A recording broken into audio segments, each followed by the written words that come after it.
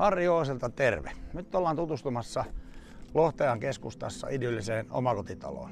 Tule tutustumaan.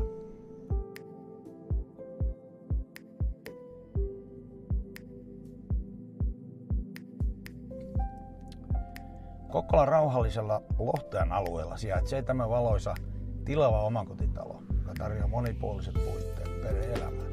59 rakennettu, erittäin hyvin pidetty koti. Sisältää 3 makkaria, 2 keittiötä, 2 WC:tä sekä sauna. Tämä on hieno paikka, tilava perheasunto.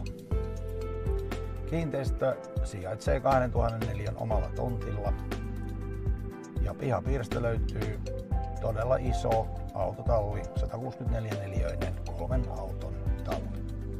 Talo lämpiää maalämmöllä eli on erittäin energiatehokas. Ota yhteyttä.